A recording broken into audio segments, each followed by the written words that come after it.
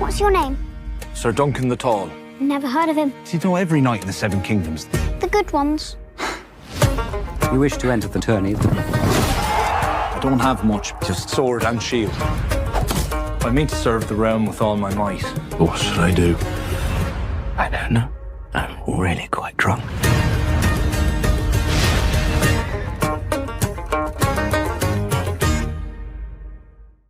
Welcome back, everyone. Happy New Year. We have our first Night of the Seven Kingdoms video of the new year. We're going to get episodes in a couple weeks. HBO just released a brand new trailer to celebrate the new year, so we'll break it all down. We get a couple new scenes, couple new Easter eggs for the wider Game of Thrones and House of the Dragon universe. So if you're brand new to the channel, I will be doing episode videos for it, just like I do for House of the Dragon and for the original main series.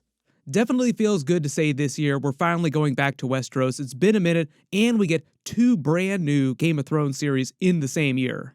Most of the trailers haven't let on whether or not we're going to see more direct lore connections to the other shows, the same way they did on House of the Dragon with the White Walkers, the Night King, the prophecy of the Prince Who Was Promised, and connecting with the larger timeline, like the Cat's Paw's dagger is literally a big part of the series, and we got the cameo scene from Daenerys Targaryen. One of the big changes with Night of the Seven Kingdoms is that it's more centered on the small folks' perspective instead of the people in the inner circle, like the highborn people, the people in the Targaryen family. On top of that, there's only 6 episodes per season, and they're only about 30 minutes long, so there's almost zero time for a lot of the extra storylines that you would spend on stuff like this. Based on the original Hedge Knight novella that they're adapting for season 1, I think logically it makes sense that they just use Daeron, Aegon's older brother's dragon dreams as their way of adding Easter eggs for the wider mythology in what happens in the distant future. So if you remember Helena's dragon dreams during House of the Dragon, the way she'll just immediately start spouting off Easter eggs and connections to everything else from the timeline, the prophecy, the Prince Who Was Promised, everything that's happening later during the events of the main series. Helaena giving away spoilers like a champ. The ability of the Targaryens, people with Valyrian blood, to have dragon dreams sort of pop up across their timeline, it's not a very common thing. Not all of them have dragon dreams. During this part of the timeline, more than 70 years after the events of House of the Dragon, as we're seeing the Dance of the Dragons, Daeron, Aegon's older brother, is one of the Targaryens that has dragon dreams. So it's just another opportunity for someone to be a Helaena type of character on the show and just spout off Easter eggs and connections to the wider timeline. The other really big connection between what's happening on Night of the Seven Kingdoms right now in these episodes and later in the timeline during the original Game of Thrones series are characters from this period who just continue living to the events of the main series. Most notably, Maester Aemond and the Blood Raven, aka Brynden Rivers, aka the Three-Eyed Raven. Maester Aemond is actually Aegon's older brother. During the events of Night of the Seven Kingdoms, Aemond has already gone to the Citadel to study to become a Maester. Maester Aemond was actually ahead of Aegon in the line of succession up until the events of a Great Council later in the timeline, when he eventually takes the Black and formally removing himself from the process, basically passing it on to Aegon, like, you get to be king now because I don't want to be king. Just like Jon Snow, Maester Aemond did not want it. My father was Micah. My brother Aegon reigned after him. But the idea is that the Blood Raven also probably had dragon dreams too, so they could also bring him on during the series in Maester Aemond, but during the events of the Hedge Knight, like, they do not appear. They're just briefly mentioned. Maybe we get a Blood Raven cameo or a Maester Aemond cameo during season 2. Maybe season 3. We'll see.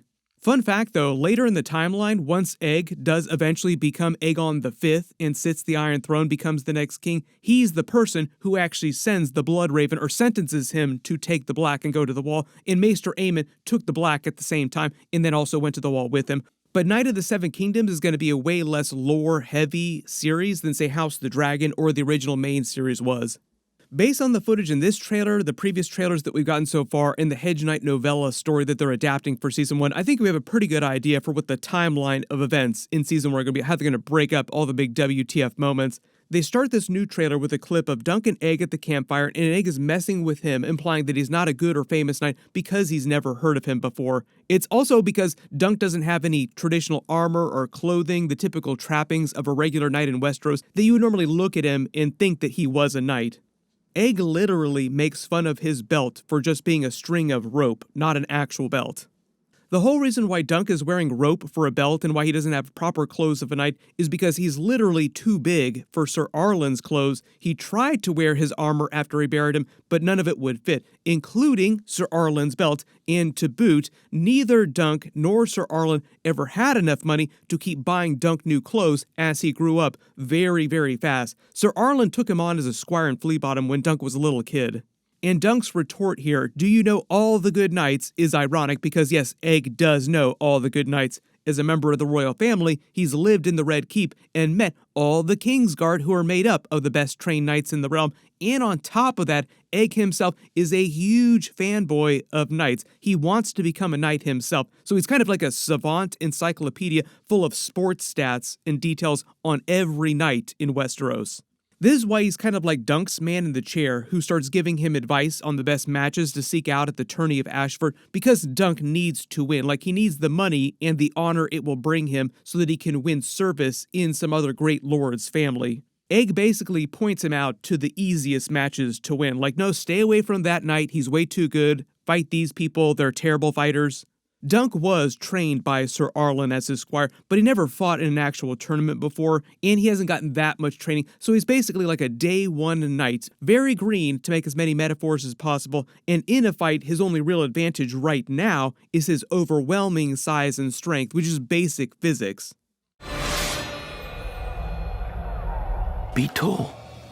We also just got a preview of Steely Pate. He's the armorer at the tourney who makes proper size armor for Dunk using Sir Arlen's old armor. We actually see him wearing the new armor during the Trial of Seven here. Steely Pate builds it with more function over form compared to the more elaborate designs of the richer lord's armor.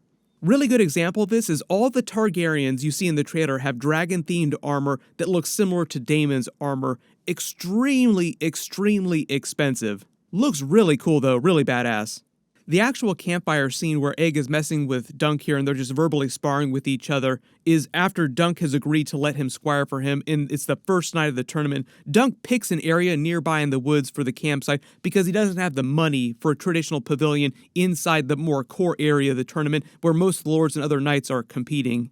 But this scene in this trailer is him meeting him for the first time, like at the very beginning of the tournament. So when Dunk tells him he only has a sword and shield, he doesn't much, this is a new scene of him training with Sir Arlen when we see his sword and shield, Sir Arlen's sword and shield. This is probably very early on in episode 1 before Sir Arlen dies. I don't know if they're going to use flashbacks or flash forwards during this series at all. They don't really need to do that many flashbacks during season 1. Like, most of the bits about Dunk's backstory and his upbringing, like when Sir Arlen found him as a child, they can just do in conversation. You don't need actual flashbacks for that. I am really hoping at some point, though, even if they don't do it to like the very final season, if they just save it for like the very final episode of the series, if they actually make it seem like it's Brienne in present day, like the actual present day of the main series, reading about Sir Dunk in the White Book as if she's narrating the entire series or has narrated the entire series. Brienne of Tarth is meant to be his descendant, so it makes more sense if you're going to connect this with the later Game of Thrones series, the original series, you use her character to connect to this. So a really big part of season 1 is showing you basically the origin of one of the best knights in the history of Westeros, and this is like day 1 of him trying to be a knight, faking it till he makes it. That's why one of the taglines of the series is the idea is that it's a tall tale that eventually became a legend. Tall tale as in a fib, technically, which is why I think the series might imply, like, hopefully they'll be more ambiguous about it and kind of leave it up to the viewer. But I think part of the idea is they're leaning into the notion that Sir Arlen never actually formally knighted him a knight of the Seven Kingdoms. A tall tale that became a legend, as in a lie that became a legend.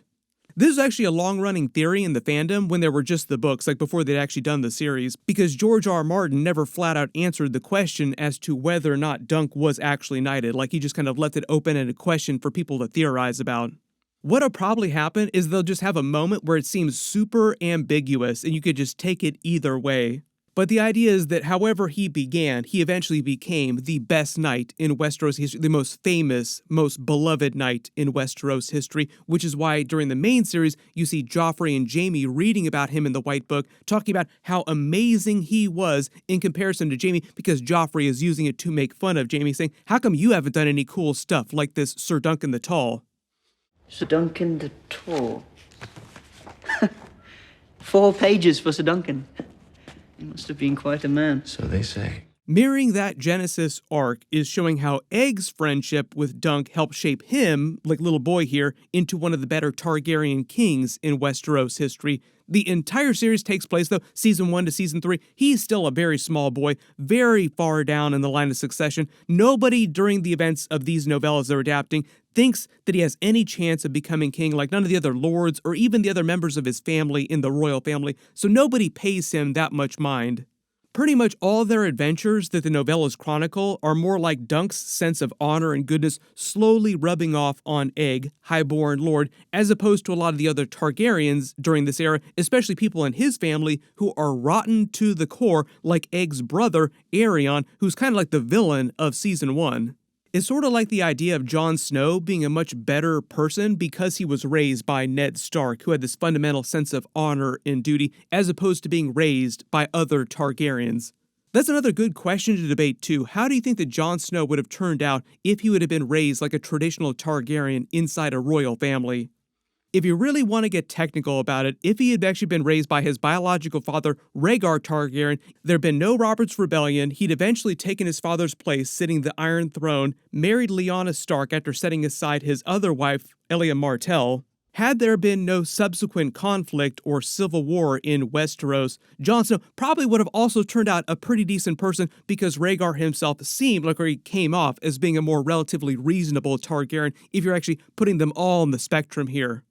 That also kind of raises the question, too, because Daenerys would have been born around the same time. Does this mean that even though she still would have been technically his aunt, they still would have been paired together, like Rhaegar would have paired them together, or would Rhaegar have preferred to marry Jon Snow to some other great house? Rhaegar himself seemed like he did not prefer the twincest, keeping it in the family the same way that a lot of other Targaryens traditionally wanted to do.